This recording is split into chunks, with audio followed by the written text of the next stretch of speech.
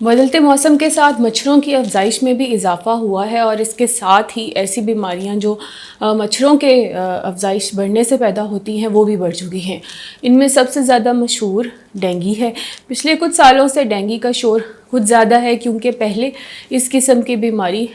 مچھروں کے ساتھ دیکھنے میں نہیں آئی تھی۔ پہلے لوگ صرف ملیریا کے بارے میں جانتے تھے، لیکن اب ہر سیزن میں جب بھی ایسا موسم آتا ہے کہ مچھروں کی افزائش ہو سکے، جیسے اس موسم میں جب بارشیں زیادہ ہوتی ہیں، بہت زیادہ پانی کھڑا ہوتا ہے گھروں کے باہر یا گھروں کے اندر، تو اس جگہ پر مچھروں کی افزائش شروع ہو جاتی ہے۔ جن جگہوں پہ گٹر کھلے ہوئے ہوتے ہیں اس جگہ پہ مچھروں کی افزائش شروع ہو جاتی ہے۔ جس جگہ پہ بہت زیادہ پلانٹیشن ہوتی ہے وہاں پہ پانی لگتا رہتا ہے، وہاں پہ مچھروں کی افزائش شروع ہو جاتی ہے۔ سو ان مور دین ون پلیسز جو ہے بہت زیادہ مچھر انوائرمنٹ میں آ جاتے ہیں، جس کی وجہ سے پھر بہت سارے لوگ ڈینگی کا شکار ہو جاتے ہیں۔ اچھا، جب ہم ڈینگی کی بات کرتے ہیں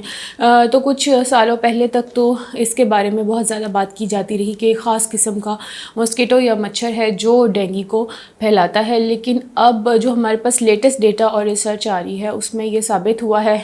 کہ یہ مختلف طرح کے مچھر کاٹنے سے ہو سکتی ہے۔ جو ایک خاص اسپیشی جس کا پہلے نام لیا جاتا تھا، اس کے علاوہ بھی اگر کوئی مچھر کاٹ لے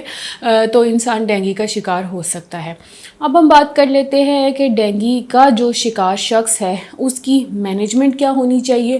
اور اس کو کس طریقے سے ہم بچاؤ کر سکتے ہیں۔ اگر ہم بچاؤ کی بات کریں تو بچاؤ علاج سے بہتر ہے۔ سب سے پہلے بچاؤ کے لیے ہم نے اپنے گھر کو صاف رکھنا ہے، اپنے گھر کے آس پاس کے ماحول کو صاف رکھنا ہے، گھر کے ارد گرد کوڑا کرکٹ اکٹھا نہیں ہونے دینا، اور اگر آپ باہر نکل رہے ہیں اسپیشلی مغرب کے بعد یا مغرب کے وقت، تو کوشش کریں کہ آپ نے فلی کورڈ کپڑے پہنے ہوئے ہوں، اور اس کے ساتھ ساتھ کوشش کریں کہ اگر آپ کوئی ماسکیٹو ریپیلنٹ کریمز یا ٹاپیکل آئنٹمنٹس یوز کر سکتے ہیں تو وہ یوز کر لیں۔ گھروں کے اندر کوائلز کا استعمال کریں، اور اس کے علاوہ اگر کسی کو کوائل سے الرجی ہے، جیسے بہت سارے لوگ ہیں جن کو کوائلز کے ساتھ استھما کی شکایت ہوتی ہے یا کفنگ شروع ہو جاتی ہے، بہت سارے لوگ ہیں جن کو ٹاپیکل ماسکیٹو ریپیلنٹس یوز کرنے سے الرجیز ہو جاتی ہیں، تو ایسے تمام لوگوں کے لیے پھر آپ مچھردانی کا استعمال کر سکتے ہیں۔ مختلف ایجز کے لیے اویلیبل ہیں، بچوں کے لیے بھی اور بڑوں کے لیے بھی، لیکن احتیاط علاج سے بہتر ہے۔ اگر آپ اس سے بچ جائیں گے تو بہت ساری کمپلیکیشنز ہیں جن کا آپ شکار نہیں ہوں گے۔ اب آتے ہیں اس کی مینجمنٹ کی طرف۔ اس کی مینجمنٹ کے لیے سب سے پہلے تو میں آپ کو یہ ایڈوائس کروں گی کہ گھر میں ہوم مینجمنٹ نہ کریں، کوشش کریں کہ قریبی مستند معالج کے پاس جا کے اس کا علاج کروائیں، اور اس کی ڈائگنوسس جو ہے وہ مختلف طرح کے جو ٹیسٹ ہیں، اینٹیجن اور اینٹی باڈی کے ٹیسٹ ہیں، ان کے ذریعے ڈاکٹر آپ کا کرتا ہے۔ اسکن پہ ریش بھی پایا جاتا ہے،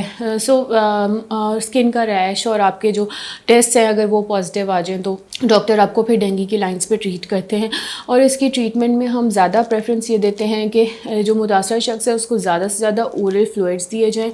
یعنی پانی یا جوسز وغیرہ دیے جائیں، اور اس کے علاوہ اس کو پیراسیٹامول جو ہے وہ وقفے سے دن میں 3 دفعہ دی جا سکتی ہے، 8 گھنٹے کے وقفے سے۔ اس میں ایسپرین ڈینگی کے مریضوں کو نہیں دی جاتی۔ آئی وی فلوئڈز جو ہیں وہ ہماری پریفرنس نہیں ہوتے، لیکن اگر کوئی شخص یا کوئی مریض جو ہے وہ فوراً اس سے بہتر نہیں ہو رہا اورل فلوئڈ سے اور اس کی حالت بگڑتی جا رہی ہے تو پھر ہم اسے آئی وی فلوئڈز پہ بھی شفٹ کر سکتے ہیں۔ ڈینگی کے لیے ابھی تک کوئی ویکسین اویلیبل نہیں ہے، صرف بچاؤ ہی اس کا بہترین طریقہ ہے کہ ہم اپنے گھر میں اور گھر کے آس پاس کے انوائرمنٹ کو صاف رکھیں، باہر نکلتے ہوئے بھی ان باتوں کا دھیان کریں کہ آپ نے اپنے آپ کو فلی کورڈ رکھتے ہیں۔ اسپیشلی چھوٹے بچے مغرب کے بعد اکثر لانز میں کھیلتے ہیں یا باہر بچے کھیلنے چلے جاتے ہیں، تو اگر وہ گرمیوں میں شارٹس پہننے کے عادی ہیں تو انہیں لانگ ساکس پہنائیں۔ اس کے ساتھ کوشش کریں کہ اگر وہ آلٹرنیٹلی کوئی فل سلیو شرٹس اور فل پجاماز پہن سکتے ہیں شارٹس کی بجائے تو بہتر ہے، کیونکہ اگر ان کی باڈی پہ کورڈ ایریا زیادہ ہوگا تو وہ مچھر جو ہے اس کو کاٹنے کے چانسز جو ہیں وہ کم سے کم ہوں گے۔ سیکنڈلی، گورنمنٹ آف پنجاب بھی اس کے اوپر کافی کام کر رہی ہے۔ مختلف کمیونٹیز میں، مختلف ایریاز میں ڈینگی کے اسپریز کرائے جا رہے ہیں، مختلف لانز میں، جو پبلک لانز ہیں یا پبلک پارکس ہیں ان میں کرائے جا رہے ہیں۔ گھر میں آپ انفرادی طور پہ اپنے گھر کے اندر بھی صفائی کا بہت زیادہ خیال رکھیں، یہ ہمارے دین کا حصہ بھی ہے، اور صفائی کے ساتھ ساتھ اگر آپ اسپریز جو ہے وہ اپنے گھر کے اندر بھی کروا لیں گے تو اس سے بھی کافی حد تک جو ہے وہ مچھروں سے بچا جا سکتا ہے۔